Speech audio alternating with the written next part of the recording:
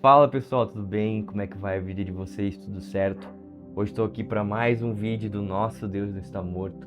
Hoje para ler Atos capítulo 22 e nós sermos edificados pela palavra de Deus. Amém? Paulo apresenta a sua defesa.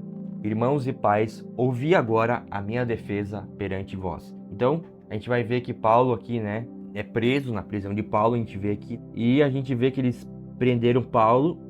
E daí, depois do contexto aqui, a gente não vai ler todo o contexto, mas depois que Paulo é preso e tudo mais, perseguido de novo, Paulo apresenta a sua defesa. E agora, capítulo 22, nós vemos a defesa de Paulo. Amém? Que no caso, no original, não teria esse capítulo 22 e capítulo 21. É porque isso foi a maneira com que as pessoas da história da igreja resolveram colocar os capítulos e versículos, tá bom? Paulo apresenta a sua defesa. Irmãos e pais, ouvi agora a minha defesa perante vós. Quando ouviram que lhes falava em língua hebraica, guardaram ainda maior silêncio. E continuou: Eu sou judeu, nasci em Tarso, da Cilícia, mas criei-me nesta cidade, e aqui fui instruído aos pés de Gamaliel, como está lá em Atos 5, 34 e 39. Segundo a exatidão da lei de nossos antepassados, sendo zeloso para com Deus, assim como todos vós o sois no dia de hoje. Persegui este caminho até a morte, prendendo e metendo em cárceres homens e mulheres, de que são testemunhas o sumo sacerdote e todos os anciãos. Destes recebi cartas para os irmãos, e ia para Damasco, no propósito de trazer manietados para Jerusalém, os que também lá estivessem para serem punidos. Isso está lá em Atos 8, versículo 3. Então, a gente vê aqui que Paulo era o grande perseguidor do cristianismo. Paulo pensava que estava fazendo a vontade de Deus quando perseguia os irmãos cristãos. Por quê? Porque ele entendia, como ele era um fariseu, ele era um cara muito rígido, um judeu muito piedoso dentro do judaísmo. Ele entendia que o que ele estava fazendo era proteger o judaísmo de qualquer seita, por isso que ele perseguia os cristãos. Só que ele estava desatualizado no plano de Deus, porque o plano de Deus realmente era que o Cristo ia vir. E o Cristo veio, cumpriu tudo, e já tinha morrido e ressuscitado. Então Paulo não tinha entendido isso, então Paulo teve que ter o seu encontro com Cristo. Amém? E é o que a gente vê aqui no versículo 6, ó. Ora, aconteceu que indo de caminho, já perto de Damasco, quase ao meio-dia, repentinamente grande luz do céu brilhou ao redor de mim.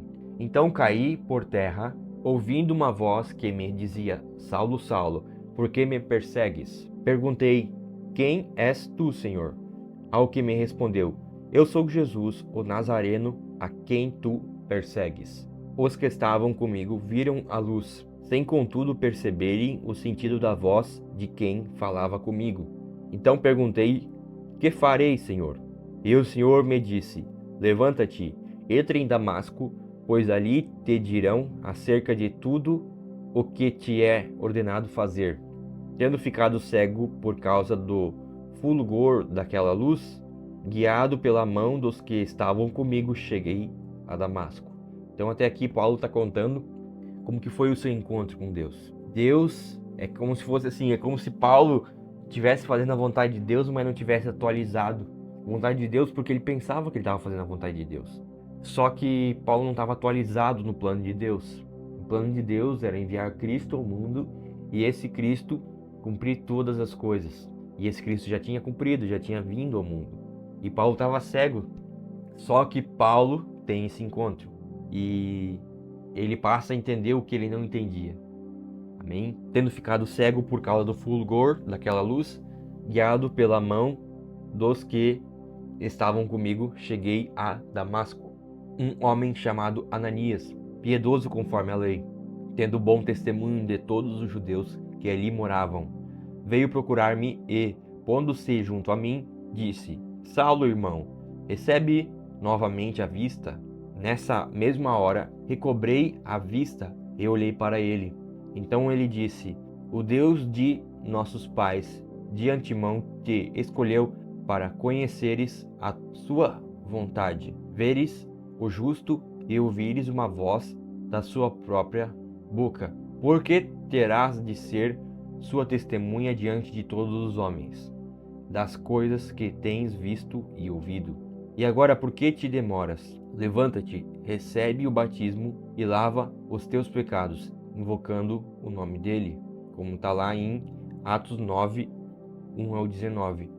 Tendo eu voltado para Jerusalém, enquanto orava no templo, sobreveio-me um êxtase, e vi aquele que falava comigo: apressa-te e sai logo de Jerusalém, porque não receberão o teu testemunho a meu respeito.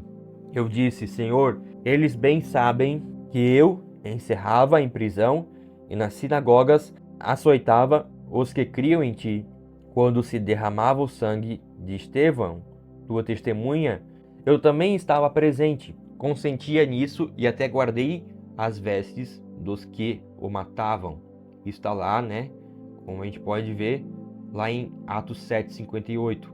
Então Paulo mostra que ele era um perseguidor dos cristãos. Por quê?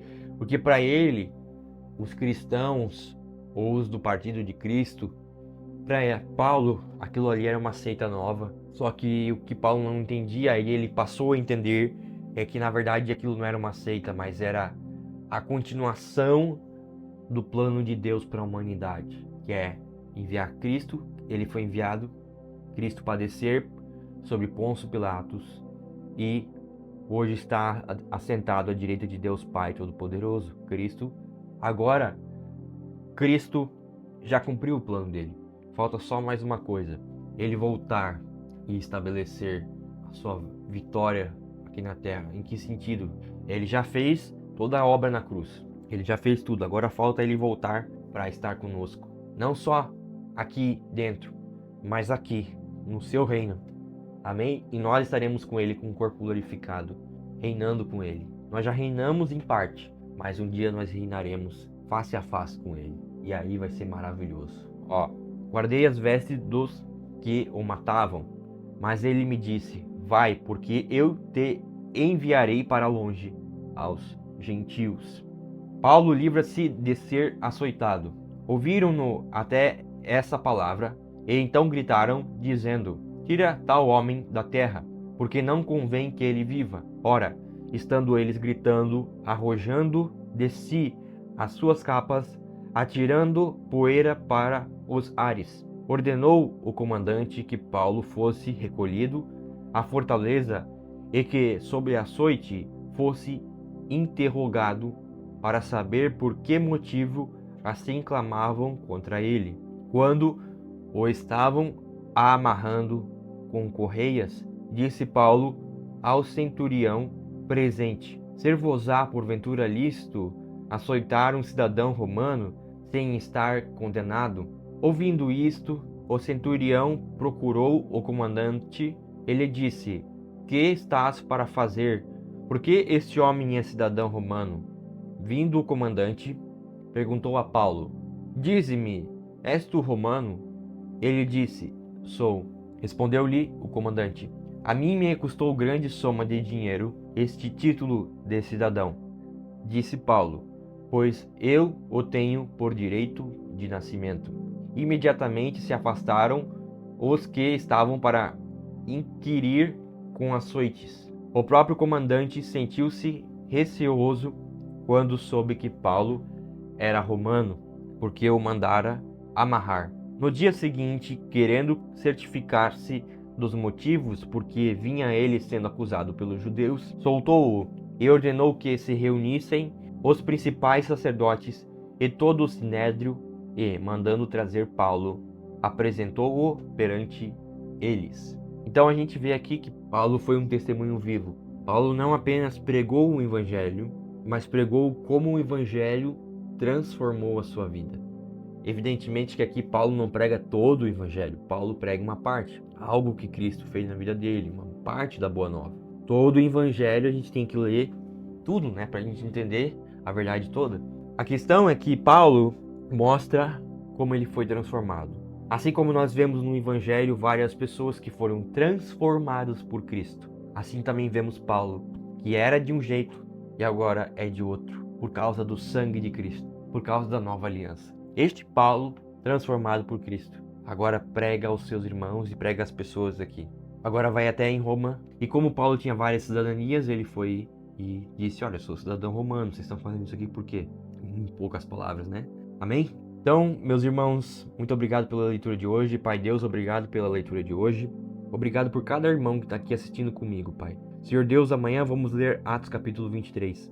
Que o Senhor nos guarde e que o Senhor motive nosso coração a ser cada dia mais cheio do Espírito Santo. Em nome de Jesus. Amém e amém.